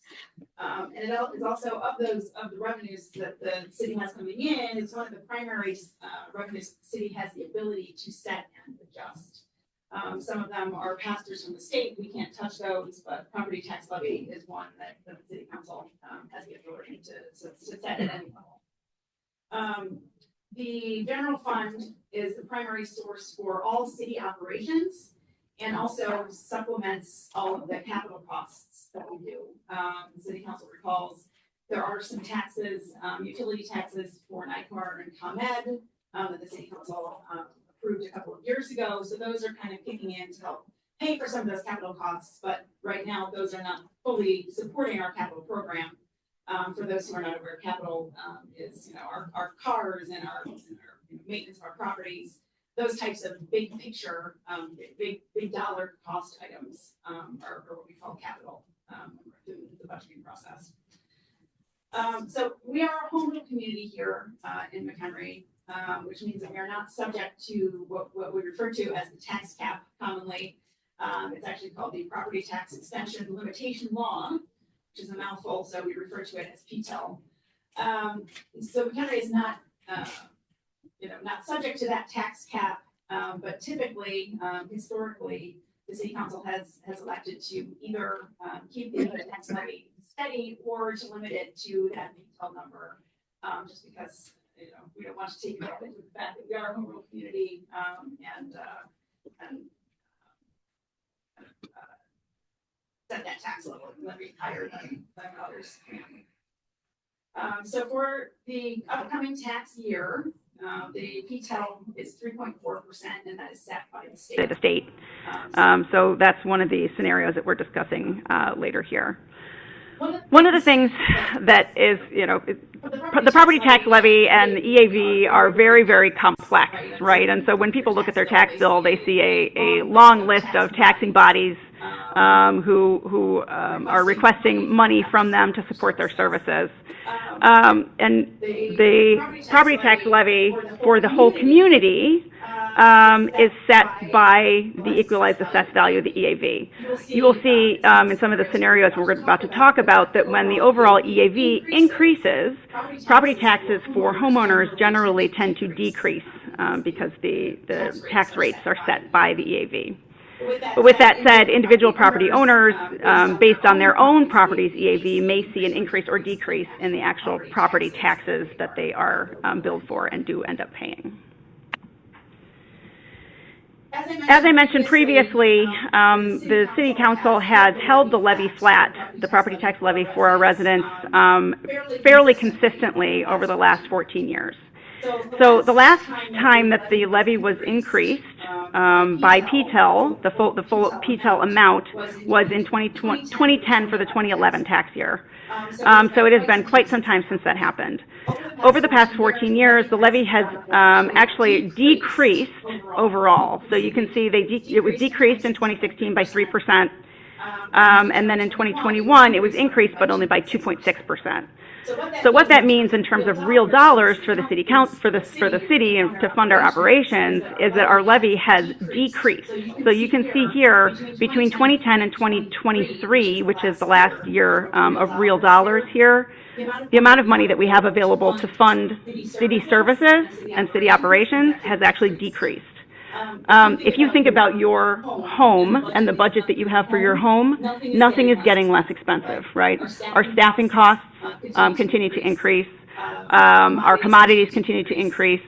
Police vehicles get more and more expensive every year, and yet you see, because the levy has been held flat over and over and over again, we actually have less money to fund those operations. This is a scenario that Director Lynch ran for us. This is so the City Council is aware of where we are versus where we could be if that levy was not held flat. So Carolyn ran this scenario where if the City Council had voted to increase by PTEL, so that's that 3 to 4%, whatever it is, no more than 5%. On an annual basis with compounding, that $4.7 million that we had coming in for property taxes would be 6.8 last year and could potentially be 7.2 million in the next coming tax year. Obviously, that's not the scenario where we are right now, but there is a real cost to holding the levy flat, and the City Council needs to be fully aware of what that cost is. So over that period of time, that's $14 million that the city has opted not to collect from in terms of property taxes. Just as a reminder for folks too, you look at your tax bill and there are all of those taxing bodies listed, right? You can see them all here. This is for a typical $200,000 home in McHenry. What you see here is that the City of McHenry's levy is only 5.6% of your total tax bill. And so the City Council has done a wonderful job of trying very hard to control that property tax burden for residents. But honestly, it's the city's portion. It's real money, but it's in terms of your total tax bill, not that impactful, unfortunately. So as noted in the memo, staff has prepared a number of scenarios for the City Council to consider in terms of the tax levy. As we talk about PTEL, as I said, the state has set that level at 3.4%. So that is one option that the City Council could move forward with. Potentially, that would, we believe, result in about $144,000 of additional revenues coming in to the city, again, to help support the costs that do continue to increase. The second scenario here is a new growth increase. Again, that comes down from the state. They've set that at about 1.2%. One of the things that I think is most important for the City Council to understand and for residents to understand, when we don't act, when the City Council doesn't act to capture that new growth, we're growing as a city. We're bringing more property into the city. We are expanding. We're building more homes. What that means, though, is that we have that same pool of money, that same amount of property tax money that has to spread thinner and thinner as we expand. Growth is wonderful, but if you don't levy to capture that growth, we are going to have a tremendous amount of capital and infrastructure and other things down the line that we will not have the funds to maintain. So it's very, very important. And honestly, in terms of a staff recommendation, that would be the minimum that the staff would recommend that the City Council consider. The third option here is the dues for the Northern Illinois Special Recreation Association. We are one of the only communities in McHenry County that does not levy separately for those funds. So right now, our dues are going up, or projected to go up next year to $162,000 a year. Right now, that is being paid directly out of our general fund. So those are funds that we could be using for other projects, road maintenance and other things, but they're going to support NISRA. NISRA is a wonderful cause. We obviously want to support that, but we are, again, one of the only communities that's pulling that money out of the general fund rather than levying for it separately. So we run some scenarios down below here, which sort of illustrate the impact potentially to that $200,000 home. Again, we don't know what each specific property is going to experience in terms of their EAV decrease or increase or decrease, right, for the coming year. So these scenarios are all run on a consistent $200,000 value for a home. But what we see here, because of the increasing EAV in the city, if the City Council votes to do no property tax levy increase at all, this home will see a $30 a year decrease in the property taxes that they're paying to the city. So not only will it not go up, it will go down. Actually, it goes down in each of these scenarios by varying amounts. But again, that has to do with, this is our overall EAV, and this is a calculation on a sample property, so that's not necessarily what everyone would experience. But this just goes to show that, on a per home basis, any increase that the City Council were to vote on is not significant. I mean, I don't want to minimize it, right? But on a kind of a budget for your house for the year, it's not going to be all that impactful, especially considering the impact that the other taxing bodies have.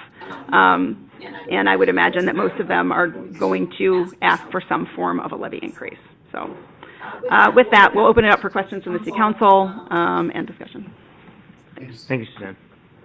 Any questions, comments, Alderman Glenn? Yeah, it would have been nice to have a chart, where you show the chart of losing several $1 million because of since we went 2010 as far as the flat levy. But what about as far as just taking the percentage of the increase on the growth percent?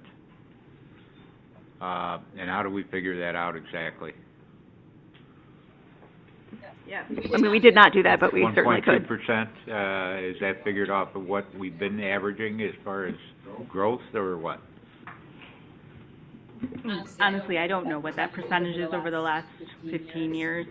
We can calculate that. I don't have that today.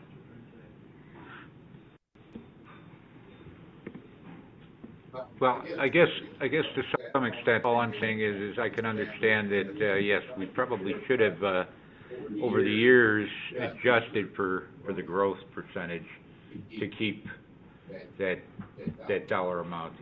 you know, that the residents were paying even and still collecting more because, like you say, there's more impact, the more homes that we have. But again, the question is where did the 1.2% come from? Is that what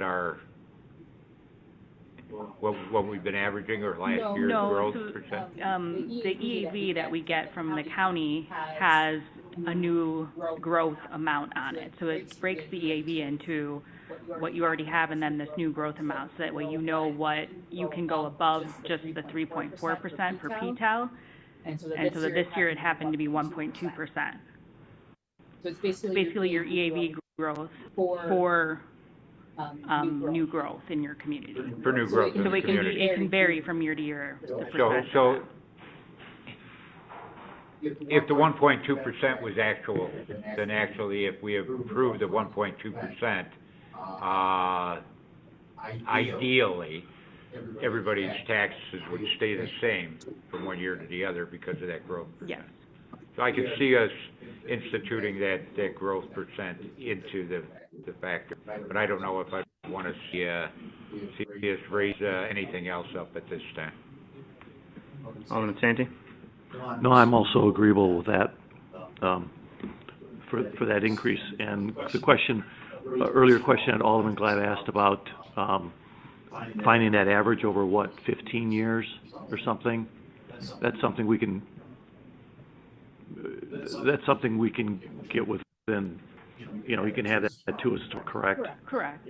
Yeah, so that's something that if we, you know, had the information earlier, you could have figured that out. But I think it's somewhere around, I know we briefly talked about that, but I don't know, I thought it was, you know, averaging somewhere around 1.2 to under 2. But, and also, you know, I'm willing to go with that 1.2. And NISRA, it's not changing the bottom line, but I'd like to show it as a line item. Let's that off us. Just, you know, just show it as that's another line item there that we need to show that, yeah, we're putting that in NISRA. And we're not just taking it out of our general fund the way we do it over the last, I guess, 15, 20 years. Those are my thoughts, and I'm willing to listen to what other officials have to. Alderman McClatchy, go ahead. Thank you. Carolyn, what is our total budget for the year?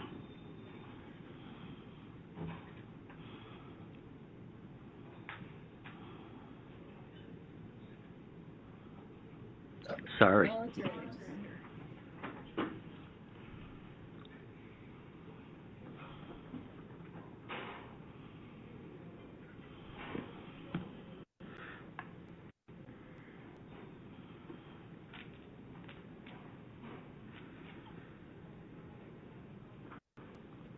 So expenses for general fund, operating expenses are $30.3 million. Okay. I'm in favor of keeping the levy the way it is. I know it's not a big portion compared to the other taxing bodies out there, but I think it's, you know, it's sending a signal that we want to, you know, hold the reins on things, and I'm good at leaving it where it's at. So not even the 1.2 growth? Right.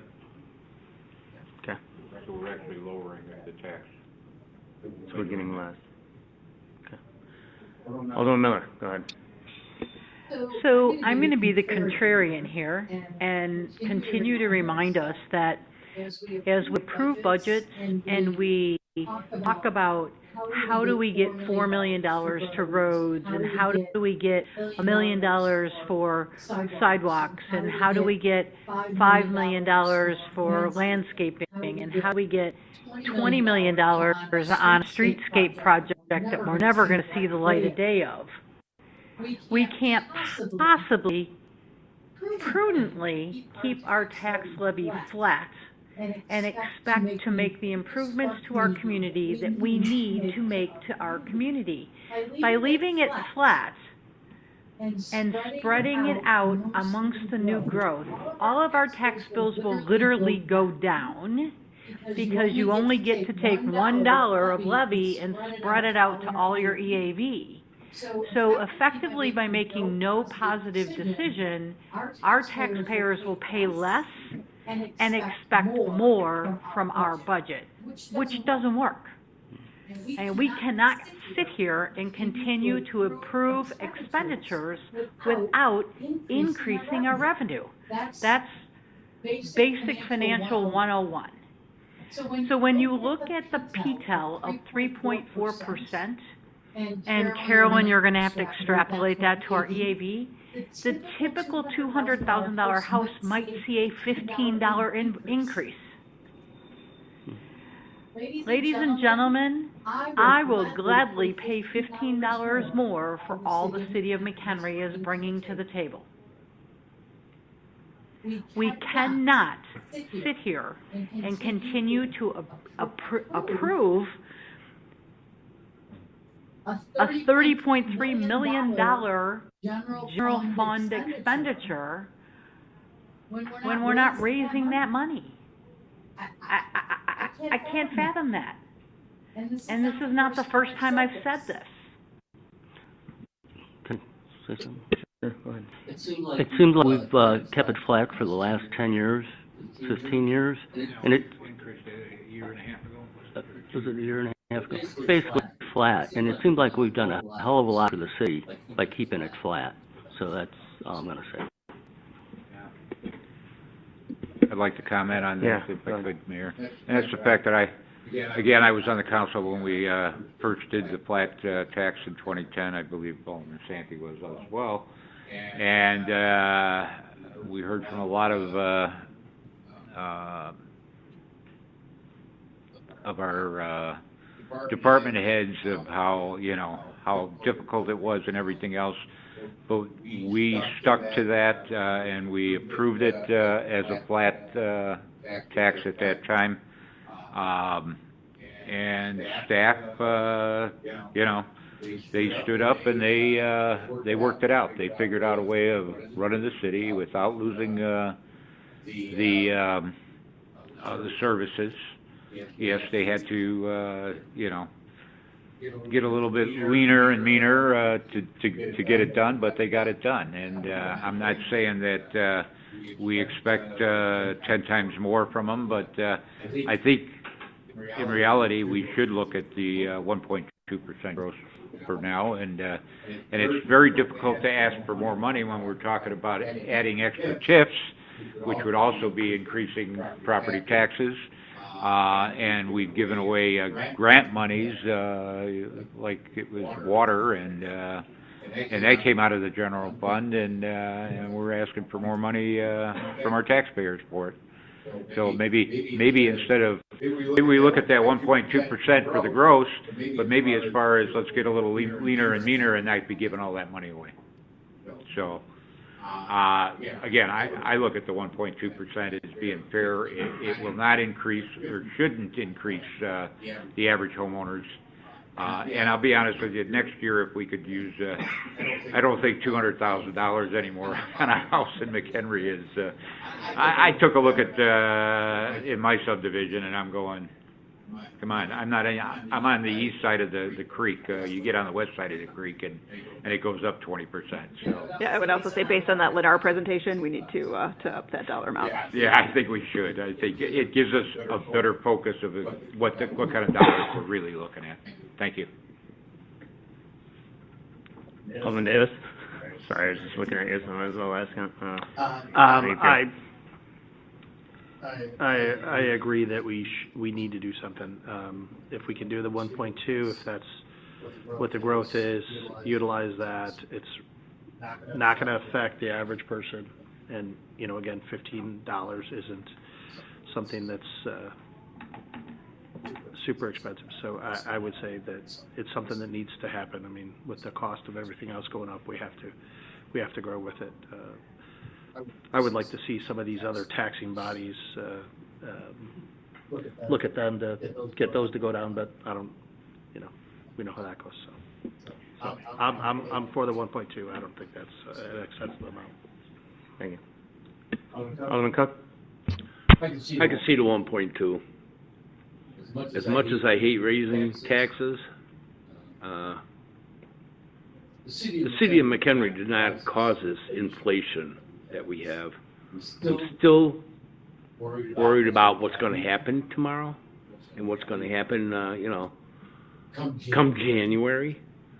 It seems like this is a never-ending story. Everything keeps going up, going up, going up, and I get it. But I don't know. I look at employment. It doesn't look good on the economy side right now. I understand we got to plan for it before December 31st. Yeah, I guess $15 on a $200,000 home, for which I don't know anybody who doesn't have one. But So the 1.2% would not increase homes, just so you know, Alderman Cook. So it would not. Would not. Right. I'm based on this calculation. Okay. So it's going to go down? The rate will go down, so it'll depend on your individual house. So that means no money's coming into the city?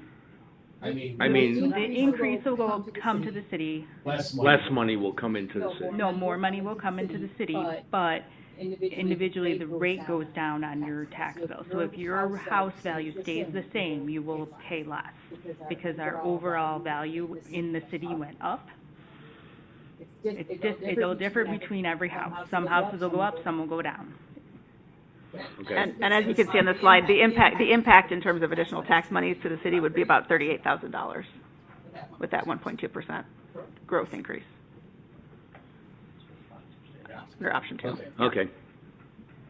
Not too bad. Alderman Bassi? I would like to see it stay flat. I think that if we're comfortable giving away money for various grants, et cetera, it's our responsibility to find the money and not the taxpayers, so I would like it to stay flat.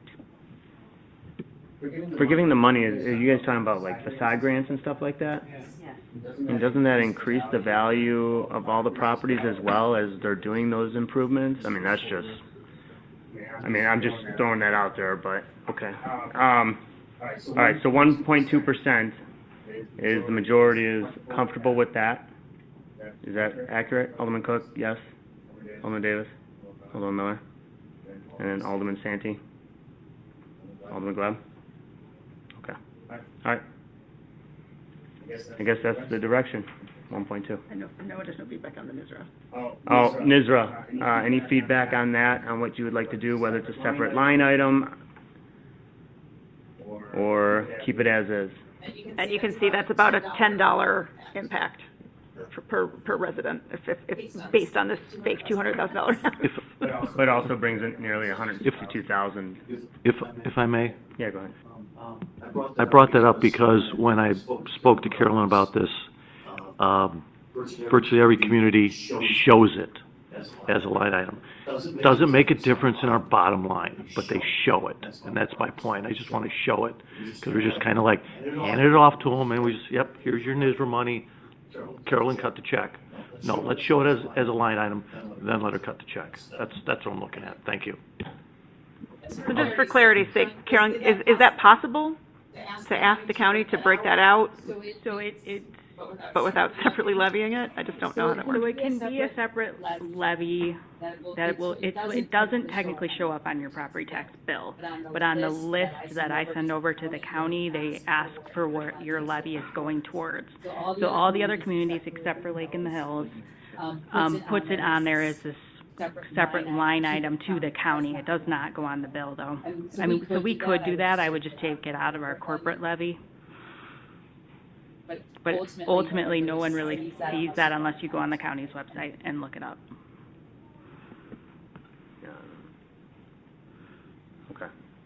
Alderman McClatchy, go ahead. Do we ever get a report on where that money goes or what it's used for?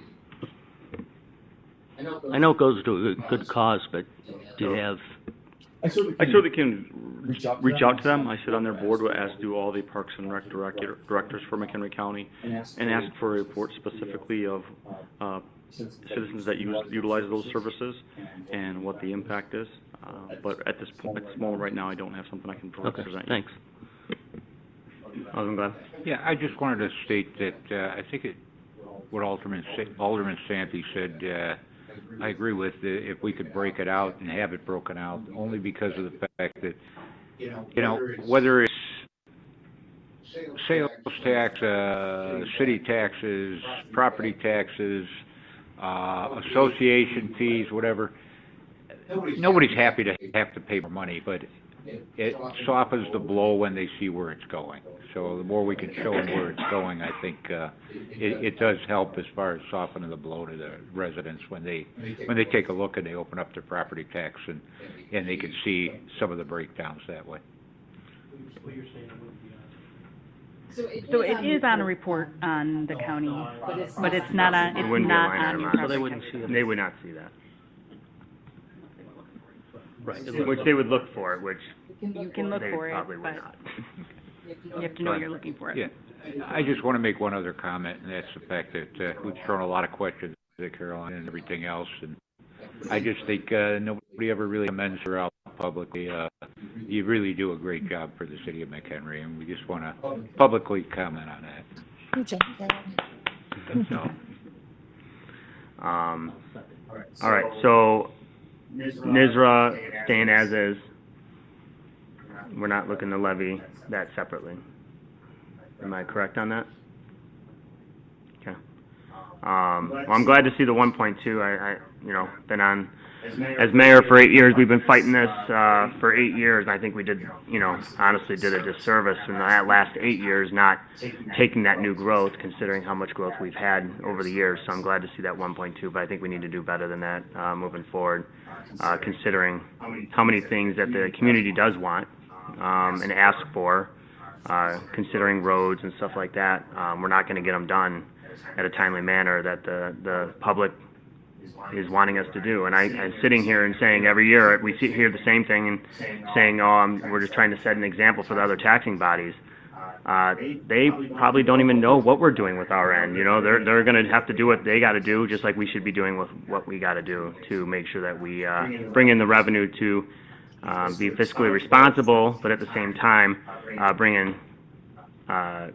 things to the community that the people are asking for as well. So thank you for at least doing the 1.2. Any other comments, questions regarding this portion? Okay, then if we're good, then staff will prepare that information for a vote for the next meeting. Thank you. Thank you, Suzanne. Thank you, Carolyn. Staff reports. Is there any staff reports this evening? See none. Go ahead, Rob. I just would like to let council know that the letters went out to the Orchard Beach residents for the annexations that you directed us to do a few months ago. So we got the plat of annexation done by the surveyor, so letters went to those residents who will be annexed into the city on December 18th, I think it is. We'll bring it before you. Just wanted to give you a heads up.